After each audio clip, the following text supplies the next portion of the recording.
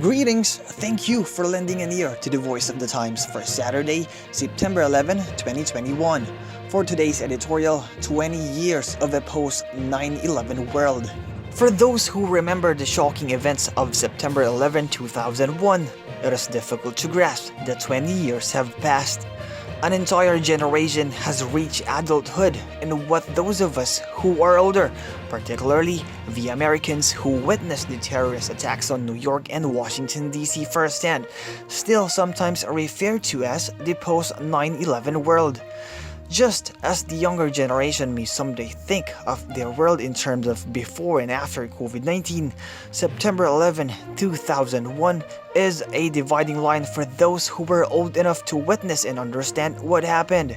One world ended and another began. The comprehensive impact the pandemic has on our lives now, as well as other immediate concerns such as the global climate emergency, quite understandably occupy our attention today and makes 9/11 seem like just another moment in history.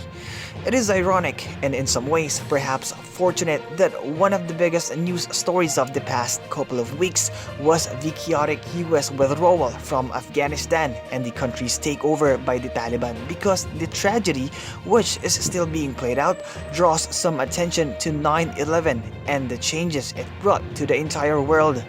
9/11, after all, was the reason that the US was in Afghanistan in the first place. While that experience that began with the United States being, well, united in a way that country had not been since the surprise attack on Pearl Harbor that drew it into World War II, ended badly, there is an argument to be made that the world is actually safer now because of it.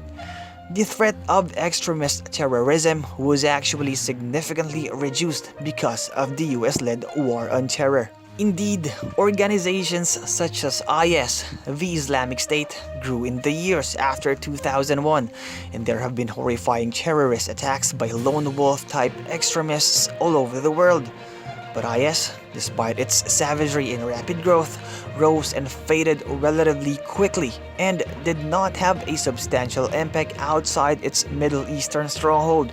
Even then, it would not have grown as strong as it did without the opportunity provided by the chaos of the Syrian civil war. A monolithic international terrorist framework on the scale of Al-QAEDA, for example, is no longer a reality and most likely cannot be anymore, despite the pretensions of those who still identify themselves as part of it. A diffuse, unorganized threat of terrorism, while still obviously capable of creating tragedy, is relatively easier to manage, which makes the world relatively safer.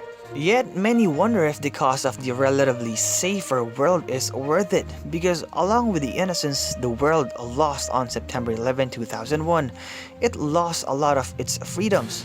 Constant surveillance, CCTV cameras on every corner, and invasive inspections in airports are all things we may take for granted now. Likewise, without 9/11, contentious issues such as the blocking of content or people in social media probably would not exist, at least not in the pervasive way it does now. Facebook, Twitter, Instagram, and YouTube did not exist in 2001, and thus, the principle that we all had to accept that some freedoms must be sacrificed for the sake of safety was built into them. The younger generation born after 9/11 has never known a world where that was not necessarily so, and that ultimately may not be a good thing for our society. If there is one unequivocal benefit the world gained from 9/11, it may be the one that took 20 years to realize, that the last century notion of geopolitics, peace through strength, is no longer valid, and that a superpower cannot impose its will or worldview on others through might alone. The lesson may have been imposed rather than willingly learned, but the result is still the same.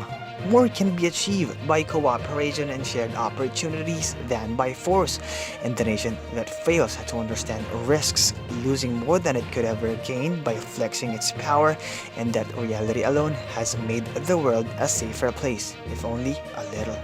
And that's the editorial for Friday, September 11, 2021. For more news and information, get a copy of the Manila Times on print, subscribe to its digital edition, or log on to www.manilatimes.net. Follow us on Facebook, Twitter, or Instagram and listen to the Voice of the Times.